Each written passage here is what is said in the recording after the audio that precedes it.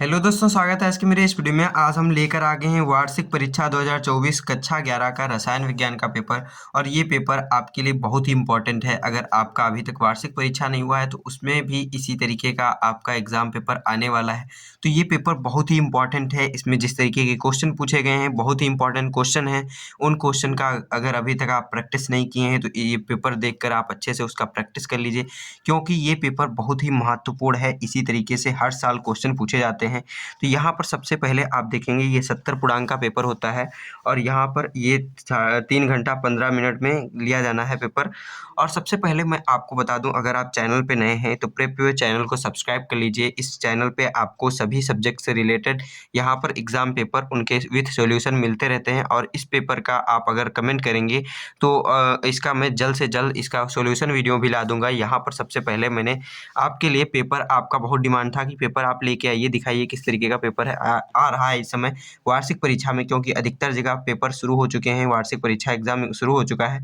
तो उसके लिए आपके लिए मैं वार्षिक परीक्षा का एग्जाम पेपर लेकर आ गया हूँ। तो ये बहुत ही इंपॉर्टेंट है। तो सबसे पहले हम शुरू करेंगे पहले क्वेश्चन से, अंतिम क्वेश्चन तक देखने वाले हैं और कुछ आंसर भी हम देखेंगे। तो यहाँ पर सबसे पहले मैं एक और बात आपको बता देना चाहता हूँ कि अगर आपको इस पेपर का पीडीएफ चाहिए तो पीडीएफ के लिए मैंने इसका प्रेपवेव ऐप का लिंक डिस्क्रिप्शन बॉक्स में डाला है, वहाँ से आप इसका पीडीएफ डाउनलोड कर लेंगे। प्रेपवेव ऐप बहुत ही इजी है, वहाँ पर आप डाउनलोड करेंगे। सबसे पहले आपको ये पीडीएफ लिंक दिख जाएगा। अगर आज डाउनलोड करते हैं तो आज सबसे ऊपर दिखेगा, नहीं तो अगले दिन आपको सर्च करेंगे क्लास 11 रसायन विज्ञान या फिर केमिस्ट्री का एग्जाम पेपर, वहाँ पर आपको तुरंत मिल जाएगा ये पेपर। तो इस तरीके से यहाँ पर ये पेपर है। अब हम शुरू करते हैं पहले क्वेश्चन से। तो यहाँ पर सही विकल्प चुनकर लिखना है। तो यहाँ पर सबसे पहला क्वेश्चन आपको पूछा गया, एक एक नंबर के क्वेश्चन है। यहाँ पर 6 क्वेश्चन एक एक नंबर के बहुविकल्पी प्रश्न पूछे गए हैं। सही विकल्प चुनकर करना है। और यहाँ पर सबसे पहले बता दिया गया है नोट में आपको इंस्ट्रक्शन, सभी प्रश्न करना अनिवार्य है। और प्रश्नों के आगे उनके अंक लिखे हुए हैं, कितने अंक का है। तो यहाँ पर देखिए 1 अंक का, 1 अंक का, इस तरीके से आपका यहाँ पर अंक लिखे हुए हैं हर एक क्वेश्चन के सामने, ये आपको यहाँ पर बता दिया गया। फिर यहाँ पर सबसे पहला आपका क्वेश्चन है, अभिक्रिया H2 + I2 से यहाँ पर ऐसे तीर का चिन्ह होगा, एरो का चिन्ह, 2HI के लिए साम्य स्थिरांक के C का मात्रक होगा। तो आप साम्य स्थिरांक का मात्रक निकालना जानते होंगे। तो यहाँ पर सबसे पहले आप जानते होंगे कि Kc जो वेग होता है उसको किस तरीके से लिखते हैं। तो यहाँ पर जो आपका इसका मात्रक होगा, तो सबसे पहले आप जानते होंगे ये जो अभिक्रिया है उसके लिए क्या सबसे पहले लिखते हैं, जो उत्पाद होता है, उत्पाद की सांद्रता, उत्पाद क्या है HI, HI की सांद्रता की घात कितना है, 2 है ना, इसके सामने लिखा, इसके सामने 2 लिखा है तो इसके घात में 2 आप लिख देंगे और बटे में यहाँ पर आप लिख देंगे जो आपका अभिकारक यूज हुआ है उसकी सांद्रता। यहाँ पर H है और H2 लिया गया है और क्या लिया गया है, I2 लिया गया है। तो इस तरीके से आप लिख देंगे। तो Kc का यहाँ पर इस तरीके से आपका अभिक्रिया का जो साम्य स्थिरांक है वो पता चल जाएगा। तो आप जानते होंगे कि मोल, इसका जो आपका सांद्रता का जो मात्रक होता है वो होता है मोल प्रति लीटर। तो ऊपर हो गया मोल प्रति लीटर, मोल प्रति लीटर हो गया, और इसका ऊपर स्क्वायर लगा हुआ है, स्क्वायर, और नीचे है आपका इस वाले का सांद्रता, सांद्रता है, सांद्रता का आपका मात्रक क्या हो जाएगा, मोल प्रति लीटर, मोल प्रति लीटर। और फिर यहाँ पर ये I जो है, I का भी ये सांद्रता के लिए ब्रैकेट, ये आपका जो स्क्वायर ब्रैकेट है वो सांद्रता को प्रदर्शित करता है। तो इसका आपका क्या मात्रक हो जाएगा, इसका भी मात्रक आपका हो जाएगा मोल प्रति लीटर। तो मोल प्रति लीटर इस तरीके से आपका इसका भी मात्रक हो गया। अब मोल प्रति लीटर का गुणा कर देंगे तो मोल स्क्वायर प्रति लीटर स्क्वायर हो जाएगा, जो आपस में इस तरीके से कैंसिल हो जाएगा। ये पूरे से स्क्वायर ऊपर भी है नीचे भी स्क्वायर हो जाएगा, तो इक्वल टू 1 आ जाएगा। 1 का मतलब कि ये विमाहीन राशि है, इसका कोई भी मात्रक नहीं होगा। तो इसका राइट आंसर हो जाएगा कोई नहीं। यहाँ पर मात्रक दिया, आंसर जो दिया गया है mole litre inverse, litre mole inverse, mole litre, या फिर कोई नहीं। तो इसका राइट विकल्प हो जाएगा कोई नहीं, ये सही हो जाएगा। फिर आपका अगला क्वेश्चन दिया गया है, यदि किसी विलयन का pH 0 है तो वह विलयन होगा। अगर कोई मान लीजिए आपका कोई विलयन है जिसका pH 0 होता है, तो 0 से आपका 14 तक चलता है। यहाँ पर 7 पर उदासीन, फिर 14 मैं दिखा देता हूँ। यहाँ पर 0 से 7 तक, फिर 7 से 14 तक, 0 से यहाँ 7 तक, 7 से पहले सब अम्लीय होते हैं, 7 के बाद सब क्षारीय होते हैं, 7 पर उदासीन होता है, और 0 जो होगा आपका सबसे ज़्यादा अम्लीय होगा, यानी बहुत ज़्यादा जो अम्लीय होगा वो आ जाएगा। ये 0 पर, तो 0 क्या हो जाएगा यहाँ पर, इसका राइट आंसर हो जाएगा अम्लीय। 0 पर वह विलेन होगा, अम्लीय होगा। और यहाँ पर फिर अगला क्वेश्चन है, हाइड्रोजन का रेडियो एक्टिव समस्थानिक है। तो हाइड्रोजन का रेडियो एक्टिव समस्थानिक जो है, जिसका सबसे ज़्यादा यानी कि द्रव्यमान होगा, परमाणु क्रमांक हाइड्रोजन का 1 होता है, सबसे ज़्यादा जिसका द्रव्यमान होगा वो आपका रेडियो एक्टिव होगा समस्थानिक। तो यहाँ पर 1H3 जो है ये रेडियो एक्टिव समस्थानिक है आपका हाइड्रोजन का। फिर यहाँ पर अगला क्वेश्चन आपका दिया गया है, निम्न में से कौन से परमाणु क्रमांक वाले तत्व युग्म एस ब्लॉक में होते हैं। तो मैं आपको सबसे पहले बता दूं कि एस ब्लॉक कहाँ पर होता है। आपका पीरियोडिक टेबल मान लीजिए इस तरीके से होता है, यहाँ पर इस तरीके से स्टार्ट होता है, सबसे पहले ऐसे, फिर ये यहाँ से ऐसे, फिर यहाँ से आपका आता है पीरियोडिक टेबल में, सही से दिखा दे रहा हूँ पहले, यहाँ पर इस तरीके से, फिर यहाँ के बाद आपका ऐसे आता है पूरा ऐसे, फिर यहाँ पर इस तरीके से जाने के बाद ये ऐसे आता है। यहाँ पर आपका हाइड्रोजन होता है, हाइड्रोजन, फिर यहाँ हीलियम, लिथियम, फिर आपका हाइड्रोजन, हीलियम, लिथियम, बेरियम होता है Be। तो इस तरीके से आपका पीरियोडिक टेबल है। यहाँ पर सबसे पहले आप देखेंगे 1 2 3 4, आपका 3 4 जो परमाणु क्रमांक है वो आपका हो जाता है एस ब्लॉक में। ये आपका एस ब्लॉक होता है। तो एस ब्लॉक का जो आपका परमाणु क्रमांक है 3 और 4 है, बाकी सब एस 9 और 17 ये आपका पी ब्लॉक में आएगा। और इसी तरीके से आपका यहाँ पर आगे के भी इसी तरीके से आपके एस ब्लॉक के नहीं है, तो इस तरीके से ये वाला आपका राइट विकल्प हो जाता है। फिर आपका अगला क्वेश्चन दिया गया है, क्षार धातुएं संबंधित हैं। तो फिर से हम इसको एक बार जान लेते हैं, निम्न में से कौन सा परमाणु क्रमांक वाले तत्वों का युग्म एस ब्लॉक का नहीं है। तो आपको इसमें दिखाना है, ये परमाणु क्रमांक आपको दे दिए हैं, ये कॉमा लगा है, यहाँ पर भी कॉमा लगा है। तो आपको ये परमाणु क्रमांक दे दिए गए हैं 7 15 6 12 9 17 3 और 4। आपको इसमें बताना है कि कौन से जो परमाणु क्रमांक हैं वो आपके एस ब्लॉक में है। तो एस ब्लॉक में आप जानते होंगे सबसे पहले हाइड्रोजन होता है, फिर हीलियम जो होता है वो पी ब्लॉक का होता है, फिर लिथियम बेरियम जो होता है 3 और 4 उसका परमाणु क्रमांक होता है। तो यहाँ पर इसका राइट विकल्प जो है 3 और 4 हो जाता है। फिर आपका यहाँ पर क्षार धातुएं संबंधित हैं। तो आप जानते होंगे क्षार धातुएं जो होती हैं एस ब्लॉक में होती हैं। एस ब्लॉक का जो पहला वाला वर्ग होता है उसमें आपकी सभी क्षार धातुएं होती हैं, फिर जो दूसरा होता है उसमें क्षारीय मृदा धातुएं होती हैं। तो इस तरीके से क्षार धातुएं जो हैं एस ब्लॉक से संबंधित हैं। फिर आपका अगला क्वेश्चन है यहाँ पर 4 नंबर, धनावेशित कार्बन वाले कार्बनिक समूह को कहते हैं। तो धनावेशित जो कार्बनिक समूह हैं उनको हम कार्बोधनायन कहते हैं। फिर इसी तरीके से आपका अगला क्वेश्चन यहाँ पर दिया गया है, दूसरे का स्टार्ट हो चुका है। यहाँ पर आपके 2 नंबर के प्रश्न स्टार्ट हो चुके हैं। तो इस तरीके से आप देखिएगा इसको अच्छे से। यहाँ पर पहला क्वेश्चन पूछा गया है, द्रव्य अनुपाती क्रिया के नियम की व्याख्या कीजिए। 2 नंबर का है क्वेश्चन, बहुत ही इंपॉर्टेंट क्वेश्चन है। अगर आप इसको प्रैक्टिस नहीं किए हैं, आपको अगर पूरे पेपर का सॉल्यूशन चाहिए तो कमेंट बॉक्स में लिखिए, उसका मैं सॉल्यूशन जल्द से जल्द आपके लिए अपलोड करूंगा सॉल्यूशन वीडियो का। और यहाँ पर फिर आपका अगला क्वेश्चन है, लुईस के अनुसार अम्ल तथा क्षार की परिभाषा दीजिए। लुईस के अनुसार अम्ल तथा क्षार की परिभाषा क्या है वो आपको देना है। और फिर से एक बार फिर से मैं एक चीज़ बता देना चाहता हूँ, अगर आप शुरुआत में स्किप करके चले आए हैं तो अगर आपको इस पेपर का पीडीएफ चाहिए तो प्रेप ऐप डाउनलोड कर लीजिए, उस पर आपको इसका पीडीएफ मिल जाएगा। उसका लिंक डिस्क्रिप्शन बॉक्स में अपलोडेड है, वहाँ से आप डाउनलोड कर लेंगे प्रेप ऐप और उसमें आपको डायरेक्ट पीडीएफ ओपन हो जाएगा। तो यहाँ पर वहाँ पर एक और सुविधा है, आप अगर आपका एग्ज़ाम हो जाता है और या फिर दूसरे सब्जेक्ट का आपका एग्ज़ाम हो चुका है, हिंदी, इंग्लिश और भी अन्य सब्जेक्ट का जो भी आपका पेपर हो चुका है उसको आप वहाँ पर अपलोड कर दीजिए, जिससे कि दूसरे का भी वहाँ से हेल्प हो सके।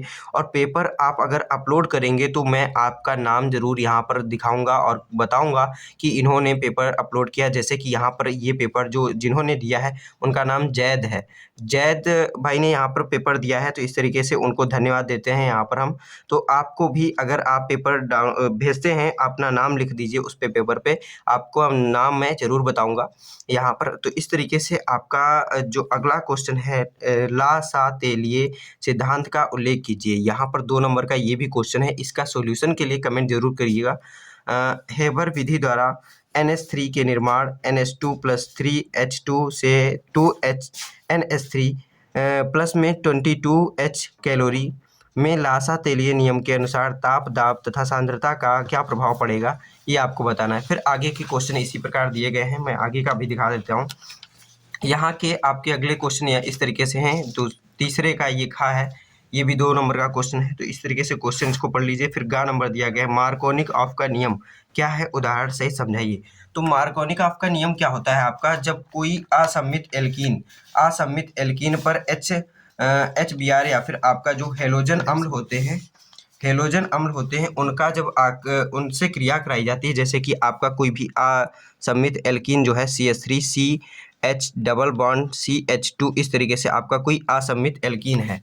असम्मित एल्कीन पर जब HBr यानी कि आप हेलोजन अम्ल की क्रिया कराएंगे, जैसे HCl से आप जब क्रिया कराएंगे तो हाइड्रोजन परमाणु जो है वहाँ पर इसमें ये जब बंध टूटेगा, डबल बॉन्ड जो है ये जब टूटेगा तो हाइड्रोजन उसके पास जाएगा जहाँ पर हाइड्रोजन परमाणु की संख्या ज़्यादा है। टूटेगा तो इसमें हाइड्रोजन परमाणु जुड़ेगा आके, क्योंकि इसमें हाइड्रोजन परमाणु की संख्या 2 है और यहाँ पर 1 है, तो जिसके पास ज़्यादा है वहाँ जाएगा। ये आपका हाइड्रोजन इससे जुड़ जाएगा जाके, और ये जो क्लोरीन आपका है हेलोजन परमाणु जहाँ पर हाइड्रोजन परमाणुओं की संख्या कम है वहाँ जुड़ेगा जाके। तो ये आपका मार्कोनिक ऑफ का नियम हो जाता है। तो जोड़ने के बाद आपका बनेगा CH3, फिर यहाँ पर CH जो है इससे आपका क्लोरीन आके जुड़ चुका है, और क्लोरीन जुड़ने के बाद यहाँ पर आप देखेंगे ये बंध एक टूट चुका है जिससे कि क्लोरीन जुड़ा। फिर यहाँ पर CH2 लिख दिए। फिर यहाँ पर देखेंगे इसके कार्बन के 3 बंध हुए, एक H वहाँ से आ गया तो ये H इस तरीके से जुड़ गया। ये आपका मार्कोनिक ऑफ का नियम हो जाता है। और यही आप उदाहरण उसमें लिख देंगे कि जहाँ पर जब असम्मित एल्कीन पर हम हेलोजन अम्ल की क्रिया कराते हैं तो हाइड्रोजन परमाणु उस कार्बन से जुड़ता है जिसके पास हाइड्रोजन परमाणु की संख्या ज़्यादा होती है, या फिर हेलोजन परमाणु उस कार्बन परमाणु से जुड़ता है जहाँ पर हाइड्रोजन परमाणु की संख्या कम होती है। इस तरीके से आपका ये मार्कोनिक ऑफ का नियम हो जाता है। फिर आपका अगला क्वेश्चन यहाँ पर दिया गया है, नाभिक स्नेही तथा इलेक्ट्रॉन स्नेही अभिकर्मक को उदाहरण सहित समझाइए। तो नाभिक स्नेही तथा इलेक्ट्रॉन स्नेही अभिकर्मक को उदाहरण सहित समझाना, ये भी 2 नंबर का क्वेश्चन है। फिर आपका इसी तरीके से चौथा क्वेश्चन है, ये आपके 3 नंबर के क्वेश्चन स्टार्ट हो जाते हैं। तो इस तरीके से आप देख लीजिए, ये तीनों क्वेश्चन है। दीर्घाकार आवर्त सारणी के मुख्य लक्षण लिखना है, 3 नंबर का ये भी क्वेश्चन है, बहुत इंपॉर्टेंट है। फिर यहाँ पर निम्नलिखित यौगिक जो है उनकी संरचना लिखना है। तो संरचना मैं लिख के आपको दिखा दे रहा हूँ किस तरीके से आपको संरचना लिखना है। यहाँ पर सबसे पहले आपका नाम दिया गया है 2-क्लोरोप्रोपेनोइक अम्ल, 2-क्लोरोप्रोपेनोइक अम्ल। तो यहाँ पर सबसे पहला क्या दिया गया है, आ नंबर 2-क्लोरोप्रोपेनोइक अम्ल।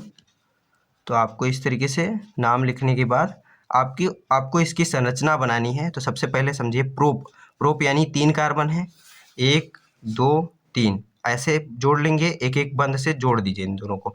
फिर देखेंगे नोइक है यानी कि COOH, ये आपका COOH ये आपका क्रियात्मक समूह जुड़ा होगा। नोइक है, ओइक लग गया यानी कि COOH है। अम्ल है। फिर 2-क्लोरो है यानी दूसरे वाले कार्बन से क्लोरीन जुड़ा है। फिर अब आपको सबकी संयोजकता पूरी कर देनी है। तो यहाँ पर आप देखेंगे इसकी संयोजकता पूरी है, और यहाँ पर आप 3 देखेंगे, एक कार्बन से 3 ही बंध बने हैं, 4 बनाता है तो एक हाइड्रोजन यहाँ पर जोड़ देंगे। फिर इसी तरीके से आपका यहाँ पर आप देखिए, यहाँ पर एक हाइड्रोजन जोड़ दिए हैं। फिर यहाँ पर आपके देखेंगे एक कार्बन जो है ये 4 बंध बनाता है, लेकिन यहाँ पर केवल एक बंध बना है, तो इससे आप 3 और H जोड़ देंगे तो H3 यहाँ पर लिख देंगे। तो इस तरीके से ये आपका इसका संरचना सूत्र हो जाता है। फिर आपका अगला क्वेश्चन इसी में है, 2-मेथिल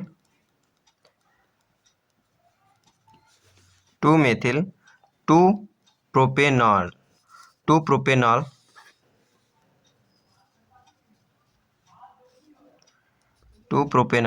तो इस तरीके से आपका 2-मेथिल 2-प्रोपेनॉल की अब संरचना आपको बनानी है। तो यहाँ पर सबसे पहले क्या करेंगे, आपका प्रोपेनॉल दे दिया तो यानी कि यहाँ पर आपका 3 कार्बन होंगे। तो 3 कार्बन आपको ये इस तरीके से एकल बंध द्वारा सबसे पहले जोड़ दीजिए। 3 कार्बन हो गए। प्रोप है इसलिए आपका 3 कार्बन लिख दिए। फिर 2-प्रोपेनॉल लिखा है यानी कि दूसरे पर आपका OH जुड़ा होगा। दूसरे वाले कार्बन से OH। फिर यहाँ पर देखेंगे 2 मेथिल भी लिखा है, यानी कि दूसरे पर आपका मेथिल समूह भी जुड़ा होगा CH3। तो इस तरीके से आपका इस वाले कार्बन का संयोजकता पूरा हो गया। अब इसका आप संयोजकता पूरा कर दीजिए, 3H जोड़ के, यहाँ पर भी आप 3H जोड़ के संयोजकता पूरा कर दीजिए। तो इस तरीके से यहाँ पर आपका 2 मेथिल 2 प्रोपेनॉल बन जाता है। फिर आपका इसी में अगला क्वेश्चन है, इसी तरीके से यहाँ पर 2,3 डाई मेथिल पेंटेनल। पेंटेनल होता है यानी कि CHO ग्रुप जुड़ा होगा आपका, CHO ग्रुप। इस तरीके से आपका CHO समूह जुड़ा होगा।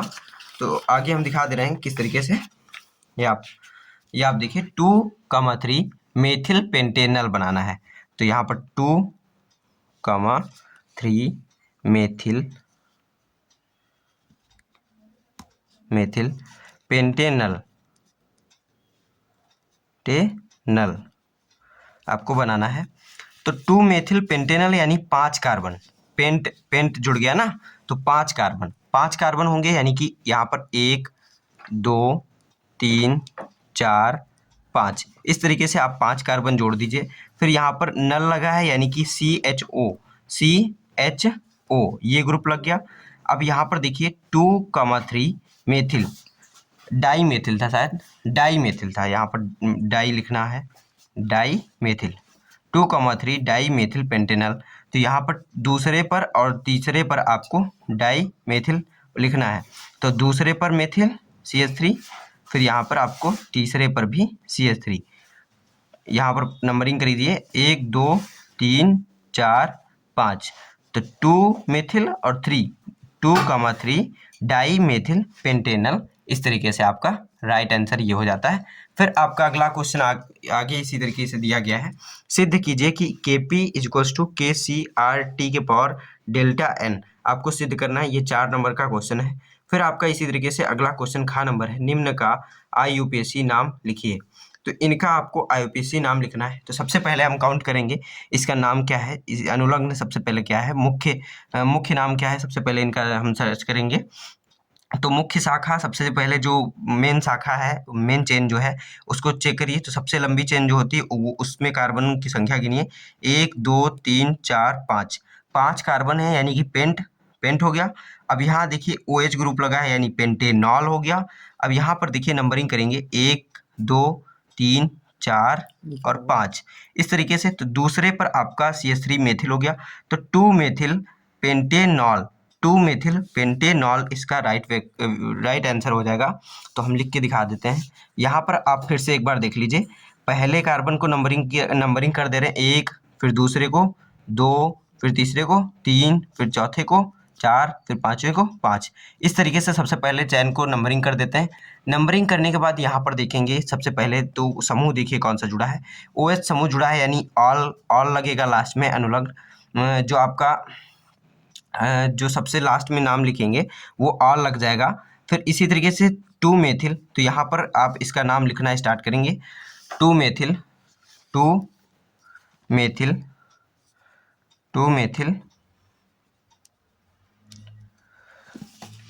और पेंटेनॉल, यहाँ पर दिखा देता हूँ, पेंटेनॉल, इस तरीके से आप लिख देंगे 2 मेथिल पेंटेनॉल, इसका आंसर हो जाएगा। फिर अगला क्वेश्चन आपका इसी तरीके से दिया गया है, 12 नंबर क्वेश्चन, CH3। यहाँ पर देखिए CHO ग्रुप जुड़ा है, यानी नल लग जाएगा। और सबसे लंबी शाखा जो है यहाँ पर देख लीजिए आप, सबसे लंबी शाखा यहाँ पर इस तरीके से दी गई है, 1 2 3 4 5, 5 कार्बन है इसमें भी। तो पेंटेनल हो गया, और यहाँ पर सबसे पहला कार्बन ये दूसरा है, दूसरे पे 2 मेथिल लगा है, यानी 2 डाई मेथिल पेंटेनल, इसका आंसर हो जाएगा। आप लिख लीजिएगा। फिर अगला मैं बता दे रहा हूँ किस तरीके से, अगले का भी आंसर क्या है। अगला इसी तरीके से आपका जुड़ा है, 1 2 3 4, 4 कार्बन है इसमें मुख्य चेन में। तो 4 कार्बन, यानी यहाँ से सबसे पहले मुख्य जो आपका क्रियात्मक समूह है वहाँ से नंबरिंग करना स्टार्ट करते हैं, 1 2 3। तो तीसरे पे मेथिल जुड़ा है, यानी कि आप लिख देंगे 3 मेथिल ब्यूटेनोइक एसिड, इसको नोइक एसिड कहते हैं, इसलिए ब्यूटेनोइक एसिड हो जाएगा। 3 मेथिल ब्यूटेनोइक एसिड, इसका आंसर हो जाएगा अम्ल। फिर आपका इसी तरीके से अगला क्वेश्चन इसी में दिया गया है, IUPAC नामकरण करने के लिए। तो यहाँ पर देख लीजिए, क्लियर दिख रहा है, हाँ अब क्लियर दिख रहा है। तो इस तरीके से आपका ये अगला क्वेश्चन है इसमें सबसे पहले लंबी चेन देखिए 1 2 3 4 5। तो सबसे पहले इसमें देखेंगे जो प्राथमिकता देते हैं हम यहाँ पर ये ट्रिपल बॉन्ड डबल बॉन्ड को देते हैं, बाद में ये जो आपका शाखित चैनें दूसरी जो चैनें लगी होती हैं उनको देते हैं। तो बी आर जो है वो बाद में है। यहाँ पर नंबरिंग जब हम करेंगे तो पहला नंबर इसको देंगे, फिर दूसरा इसको, फिर तीसरा इसको, फिर चौथा इसको। तो इस तरीके से आपका क्लियर नहीं दिख रहा है, इस तरीके से यहाँ पर पांचवा नंबर इसको देंगे। तो देखिए चौथे पर ब्रोमाइड जुड़ा है, ब्रोमीन जुड़ा है, तो इसको कहेंगे 4 ब्रोमो, फिर 2 यहाँ पर 4 ब्रोमो, फिर चैन में देख लीजिए सबसे ज़्यादा कार्बन कितने हैं, 1 2 3 4 5 हैं। तो यहाँ पर पेंट और 2 आइन हो जाएगा, इसको आइन बोलेंगे ना। 3 ट्रिपल बॉन्ड है, अगर डबल बॉन्ड होते हैं तो इन बोलते हैं, सिंगल बॉन्ड है तो एन होता है। तो यहाँ पर ट्रिपल बॉन्ड है तो आइन हो जाएगा। तो आपका यहाँ पर 4 ब्रोमाइड यानी ब्रोमो, 4 ब्रोमो लिख देंगे। फिर यहाँ पर आपका पेंट 2 आइन, इसका आंसर हो जाएगा। फिर आपका अगला क्वेश्चन है 11 नंबर, निम्नलिखित अपक्रियाओं के लिए साम्य स्थिरांक Kc का मान तथा उसका मात्रक लिखिए। इसका आपका साम्य स्थिरांक का मान तथा इसका मात्रक लिखना है। फिर आपका इसी तरीके से अगला क्वेश्चन यहाँ पर दिया गया है, बार्नस्टेड तथा लारी सिद्धांत के अनुसार अम्ल तथा क्षार को उदाहरण से समझाना है। फिर इसी तरीके से आपके ये 4 नंबर के क्वेश्चन खत्म हो जाते हैं। संयुग्मी बल तथा क्षारक युग्म क्या होते हैं, ये आपको होने के बाद ये आपके 4 नंबर के क्वेश्चन खत्म। फिर यहाँ से आपका 5 नंबर का क्वेश्चन स्टार्ट हो जाता है। सबसे पहला आपका क्वेश्चन 5 नंबर में दिया गया है, बफर विलयन किसे कहते हैं, यह कितने प्रकार का होता है। इस तरीके से समझाइए, इसको समझाना भी है और निम्न पर टिप्पणी दीजिए। सम आयन प्रभाव और रासायनिक साम्यावस्था, इन पर आपको टिप्पणी देना है। तो बस इस वीडियो में इतना ही। आप इस पेपर के लिए आप PDF डाउनलोड करना चाहते हैं तो ऐप डाउनलोड कर लीजिए और वीडियो को लाइक कर दीजिए, चैनल को सब्सक्राइब भी कर लीजिए आगे आने वाले वीडियो जिससे आके आपको जल्द से जल्द मिल जाए। तब तक के लिए धन्यवाद।